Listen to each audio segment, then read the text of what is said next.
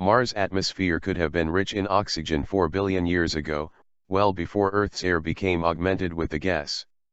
That is the suggestion put forward by the author of a study in Nature journal, which outlines an explanation for differences between Mars meteorites and rocks examined by a robot rover. Dr. Bernard Wood said the idea fits with the picture of a planet that was once warm, wet and habitable. But other scientists were skeptical. While the rise of atmospheric oxygen on Earth was probably mediated by life, Martian oxygen could have been produced through the chemical splitting of water. Professor Wood and his colleagues from Oxford University looked at the chemical composition of Martian meteorites found on Earth and data from NASA's Spirit rover, which examined surface rocks at Gusev Crater on Mars. Both are igneous rocks, of volcanic origin, but they show major geochemical differences. For example, the Gusev Crater rocks are 5 times richer in nickel than the meteorites. This had posed something of a puzzle, casting doubt on whether the meteorites were typical volcanic products of the red planet. Young and old.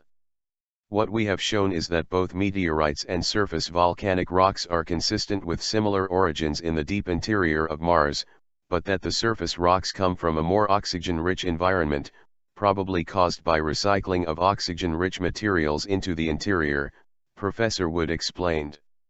This result is surprising because while the meteorites are geologically young, around 180 million to 1.4 billion years old, the Spirit rover was analyzing a very old part of Mars, more than 3.7 billion years old.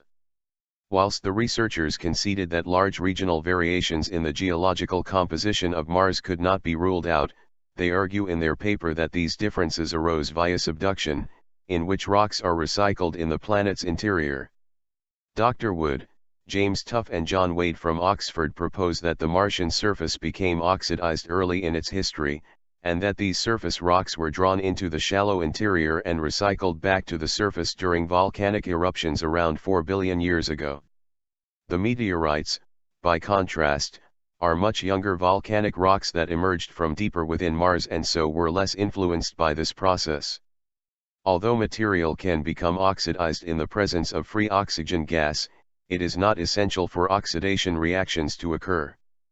But Dr. Francis McCubbin, from the University of New Mexico, who was not involved with the Nature study, told BBC News, "I did not reach the conclusion that their results imply an early oxygen-rich atmosphere on Mars, only that the upper mantle was more oxidized than the deep interior, which does not actually require any oxygen gas to accomplish.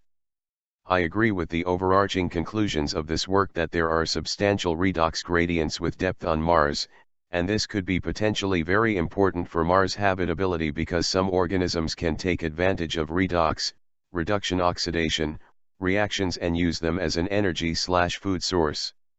He added, although not implicitly stated, the early oxidized magmatism would also favor the production of water, another ingredient that is key to habitability.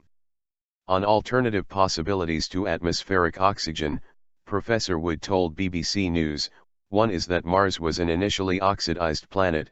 That's pretty unlikely. There aren't any meteorites or other bodies in the solar system that show this high state of oxidation. You don't need a lot of oxygen to cause this. You don't need to be at 20% concentration. It would depend on temperature and how much water was around. But you need free oxygen to do it. And the process didn't take place to any great extent on Earth at that time, which is interesting. Professor Wood explained that, as oxidation was what gave Mars its distinctive color, it is likely that the planet was warm, wet and rusty billions of years before Earth's atmosphere became oxygen-rich.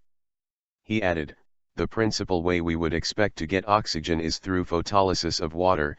Water vapor in Mars' atmosphere interacting with radiation from the Sun breaks down to form hydrogen and oxygen. Most of that hydrogen and oxygen recombines back to water. But a small fraction of the hydrogen is energetic enough to escape from the planet. A small amount of hydrogen is lost, leaving an oxygen excess. But the gravity on Mars is 1/3 of that on Earth, so hydrogen would be lost more easily.